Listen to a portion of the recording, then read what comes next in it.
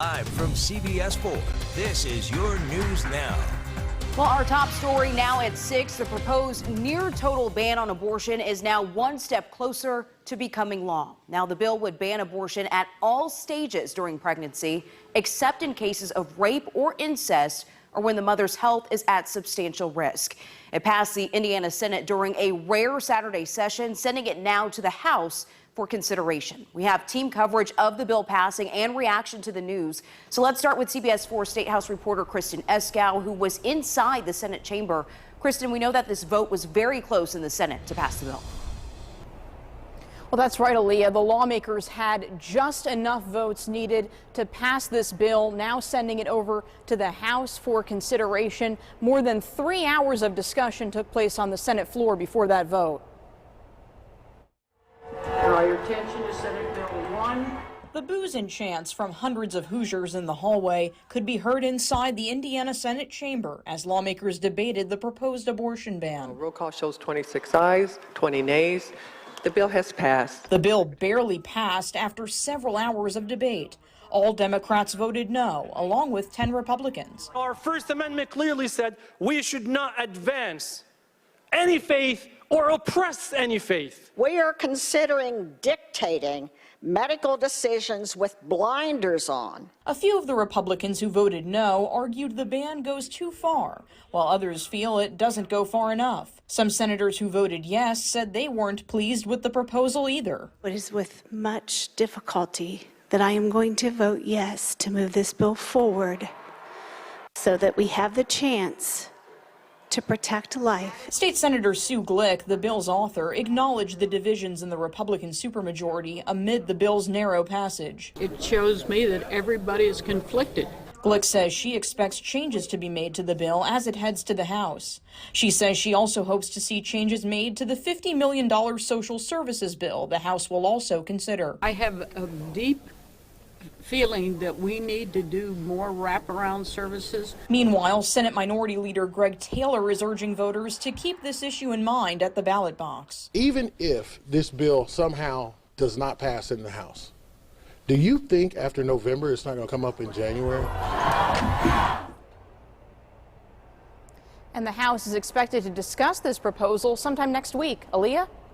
All right, Kristen, thank you so much. And I think one of the other questions that we have here, what will the process look like in the House when they discuss that bill?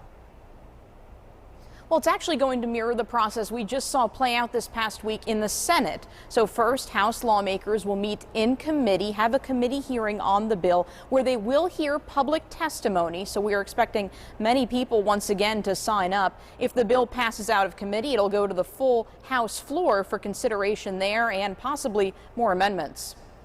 Kristen, thank you so much for your coverage over these last several days. Meanwhile, reactions are still coming into our newsroom from several local officials after the Senate passed this legislation. That includes a statement from the bill's author, Republican State Senator Sue Glick. She called the measure, quote, a huge step forward in protecting the life of the unborn children in our state. Senate Minority Leader, Democrat State Senator Greg Taylor, sent a statement to us as well. He said the Republicans are, quote, taking critical health care from women. He went on to say that he will, quote, continue fighting for women and Hoosiers for the rest of this special session and beyond. And IU Health is also among many reacting to today's passing of Senate Bill 1. In a statement, it said their priority is to ensure, quote, physicians and patients have clarity when making decisions about pregnancy. It went on to say the bill could impact the state's healthcare industry by deterring physicians seeking to live and practice healthcare in Indiana.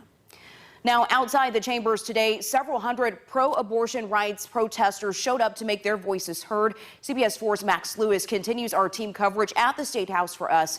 And Max, how are people reacting to the passage of this bill? Well, Aaliyah, the protests outside the Senate chamber were not as big as we saw earlier in the week, but as you said, several hundred people were stationed outside the chamber. A lot of them booed as the bill's proponents got up to speak, and as you heard in Kristen's story, they could hear them loud and clear.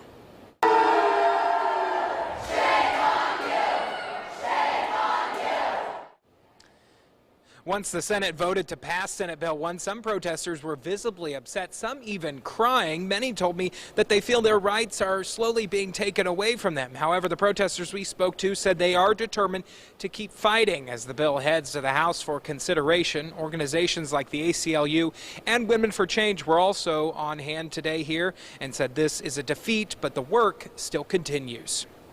I'm not yet pissed off. I'm not yet angry. But I am it's very painful. It's very painful to know that I mean less than. We're tracking this bill and we're going to use every single tool at our disposal, and we'll just keep an eye out. Including the legal system? Absolutely. I believe that our representatives will remember that they represent the people, and the people are out here all day. And they're making their voices heard, very loud and clear. Now, our team has been here at the State House all day, and believe it or not, we have not seen any anti-abortion protests here at the moment.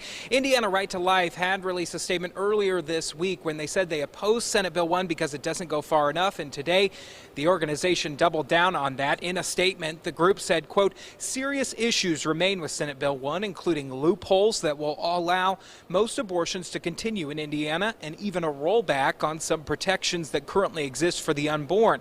The statement went on to say we are hopeful these concerns will be fixed in the House and that Senate Bill 1 will become a bill that we can eventually support. Now, we also reached out to Governor Holcomb to try to get his reaction on this new development. We will keep you updated when and if we hear back. Aaliyah?